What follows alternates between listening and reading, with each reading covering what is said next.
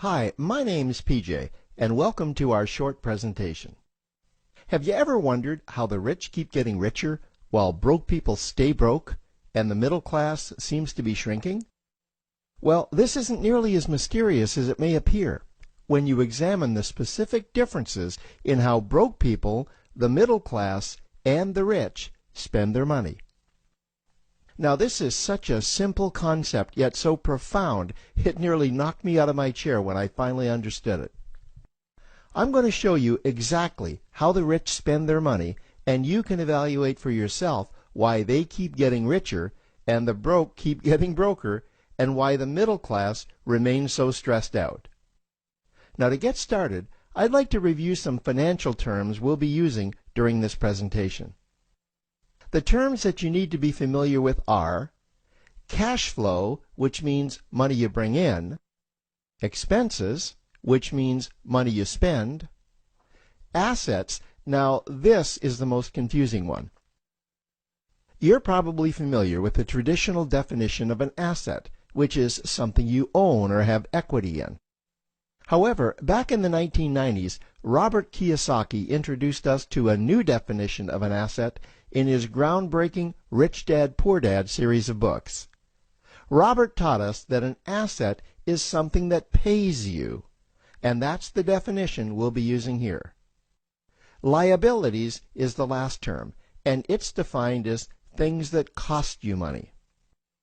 As an example, a house is typically viewed as an asset, but can it actually be a liability? Yes, with our revised definition, anything that costs you money is a liability, not an asset. If you have a mortgage, your house is an asset to your banker because it pays him or her every month. But could a house also be considered an asset to you? Yes, in the right circumstances it could, when it pays you money. Let's say you buy a house and you rent it out, and it paid you a positive cash flow every month after all expenses. That would then be considered an asset. Now, one more time with the terms, just to be very clear before we continue. Cash flow is money you make. Expenses, that's money you spend. An asset pays you, and a liability costs you. Now let's take a look at how broke people spend their money. Now, when I say broke people, I'm not referring to the destitute. I'm speaking about that large portion of our society that lives from paycheck to paycheck and who never seem to have any money. In fact, most times there's more month left at the end of their money, and I'm sure many of you can relate to that group. On payday, broke people buy what I'm going to call stuff. Well, what's stuff? Well, that's inexpensive things that people buy that they don't really need to survive. You go into someone's house and you can't find any counter or tabletop space in the whole house because of all the stuff on it. Their house and their cars are full and cluttered with stuff. Well, where do they get all this stuff? They buy it at the flea market, at the garage sale, at the dollar store, at the craft show. So cash flow comes in and then it goes straight out the expense column to buy stuff. You see, broke people never really educate themselves on assets and liabilities. They justify buying all of this stuff by claiming that it costs so little. But over the years, it's all they ever have. The problem is their cash flow never produced or created more cash flow. Now, please understand, I'm not undermining or taking any shots at this or any group. I just see a lot of financial difficulty out there, and it really doesn't need to be that way. Creating wealth isn't a mystery, it's a formula.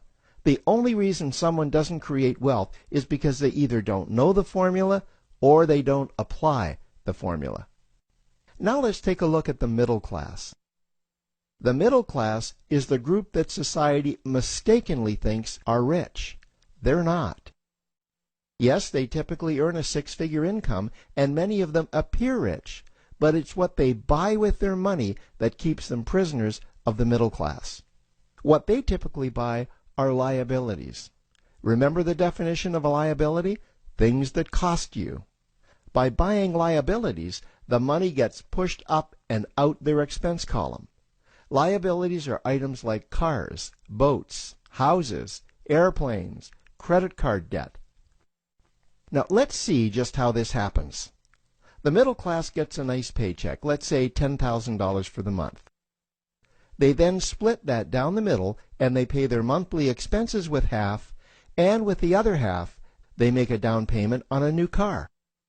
The car costs $5,000 down, and after they add on the insurance and the maintenance, that liability now costs $1,100 new dollars every single month.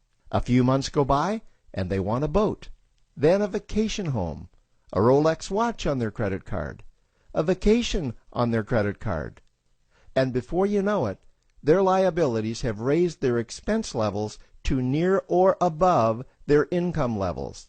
They actually spend equal to or more than they make, meaning that they have to go to work and make a certain amount of money every single month just to cover their liabilities. The other important issue with both broke people and the middle class is that normally all of their cash flow is dependent on their own effort, meaning that they've educated themselves to exchange their knowledge and expertise for someone's money. Also, the money they earn is usually the highest taxed form of income.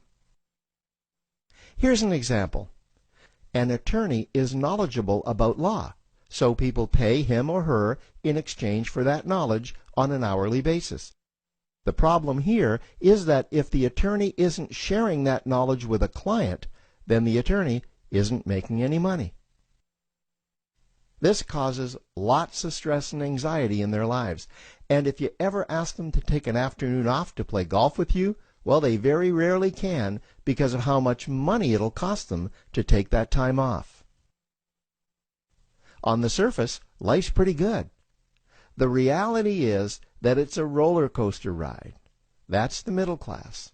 Now, I know this group very well because for a great deal of my adult life, that was me.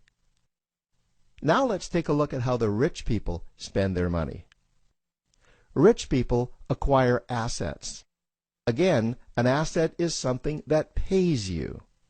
If you want to become rich, buy assets that earn you more money. The money cycle looks like this. Acquire assets that produce cash flow, invest the profits to acquire more assets that produce more cash flow, invest those profits to acquire more assets that produce more cash flow. The rich spend their money and acquire things that produce more money. Here are a few examples of assets that produce more money. Investments are the obvious ones: stocks, bonds, real estate. Education is another asset. If you learn how to do something that produces more money for you and you actually do it, that's buying an asset. There's a great quote that goes, "If you think education is expensive, you should see how expensive stupidity is." Another example of assets you can acquire that pay you are cash-generating opportunities, especially those opportunities that can create a passive cash flow. Passive meaning that once you build it up, the money continues to flow whether you're still building it or not. Here's a small example. Let's suppose you bought a pinball machine and you put it in a barber shop, and you don't spend any of the profits. You save them until you can buy another pinball machine and put it in another barber shop. This, by the way, was Warren Buffett's first business. If you don't know who Warren Buffett is, he's one of the top 2 richest men in America. The rich are extremely eager to find those passive cash-generating opportunities because those opportunities continue to pay them month after month, year after year, long after they've stopped working the opportunity. You know, I see this happen again and again with successful entrepreneurs. They find a passive cash flow stream that they build up, and it continues to pay them month after month, year after year. They then take those profits and multiply them in another passive cash-generating opportunity, and then again in another. In conclusion, here's what I've learned over the years. You can't find these passive cash generating opportunities unless you're open to hearing about them. Then, once you find them, you must be willing to see what fits you and then act. Now, the reason I say this is that I once answered a hokey little ad that I ended up generating 7 figures from, simply because I answered that ad and then took action. These opportunities are out there, you just need to find them. You also must be opportunistic enough that when the right situation does present itself, you don't miss it. So remember, broke people buy stuff, the middle class buy liabilities, and the rich acquire assets, preferably cash-generating opportunities that can create passive cash flow. They then take that cash flow and invest it in another asset that produces more cash flow. That's the wealth creation formula.